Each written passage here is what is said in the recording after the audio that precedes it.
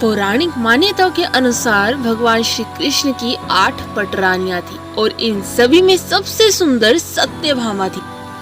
श्री कृष्ण जी अपना अधिकांश वक्त उन्हीं के साथ बिताया करते थे। कहते हैं कि सत्यभामा जी को अपनी सुंदरता पर बहुत ही घमंड था।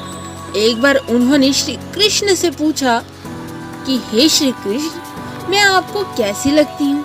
तब भगवान श्री कृष्ण ने कहा कि तुम मुझे नमक के जैसी लगती हो। अब यह सुनकर सत्यभामा जी को श्री कृष्ण के ऊपर बड़ा गुस्सा आया और वे बोली, आपको इस संपूर्ण विश्व में मेरी तुलना करने के लिए और कोई पदार्थ नहीं मिला? श्री कृष्ण ने उस समय तो किसी तरह सत्यभामा जी को मना लिया और उनका गुस्सा शांत कर दिया। लेकिन कुछ दिन पश्चात श्री कृष्ण ने अपने महल में एक भोज का आयोजन किया। 56 भोग की उसमें व्यवस्था की गई। तब भगवान श्री कृष्ण ने सर्वप्रथम सत्यभामा जी से भोजन करने का आग्रह किया। तो सत्यभामा जी ने जैसे ही पहला कोर अपने मुंह में डाला, लेकिन यह क्या, सब्जी में तो नमक ही नहीं था और वे कोर उन्होंने मुंह से निकाल दिया। फिर दूसरा कोर मावा मिश्री का मुंह में डाला और फिर उसे चबाते चबाते बुरा सा मुंह बनाया और फिर पानी की सहायता से किसी तरह मुंह से उतारा। अब तीसरा कोर फिर कचौरी का मुंह में डाला और फिर उसे थूक दिया। ऐसा भोजन चखने के बाद सत्यभामा जी का पारा 7वें आसमान पर पहुंच चुका था।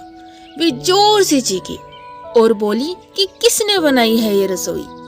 और फिर सत्यभामा जी की आवाज सुनकर श्री कृष्ण दौड़ते हुए आए और पूछा, क्या हुआ देवी, तो कुछ गड़बड़ हो गई है क्या? इतनी क्रोधित क्यों हो? तुम्हारा चेहरा इतना तमतमा क्यों रहा है? आखिर हुआ क्या है? तो सत्यभामा जी ने कहा कि किसने कहा था आपको इस भोजन का आयोजन करने को? इस तरह क्या बिना नमक की रसोई बनती है? किसी वस्तु में नमक ही नहीं है, मीठे में शक्कर ही नहीं है और एक कोर तक नहीं खाया गया। श्री कृष्ण ने बड़े ही भोलेपन से पूछा, तो क्या हुआ, बिना नमक के ही खा लेती? तो सत्यभामा जी को फिर से गुस्सा आ गया और वे बोली, लगता है आपका दिमाग फिर गया है। बिना शक्कर के मिठाई तो फिर भी खाई जा सकती है, लेकिन मगर बिना नमक के कोई भी नमकीन वस्तु नहीं खाई जा सकती। तब श्री कृष्ण ने कहा, तब फिर उस दिन क्यों आपको गुस्सा आ गया था जब मैंने तुम्हें यह कहा कि तुम मुझे नमक के जैसी लगती हो? हे सत्यभामा, तुम मुझे नमक के जितने ही प्रिय हो।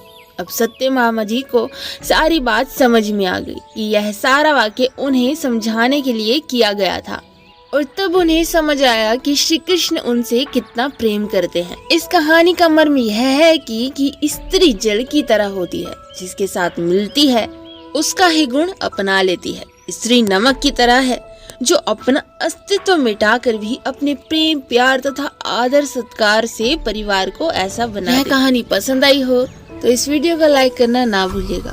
कमेंट में जय श्री कृष्ण लिखिएगा। फिर से मिलेंगे कोई नई वीडियो के साथ, तब तक के लिए जय श्री जगन्नाथ।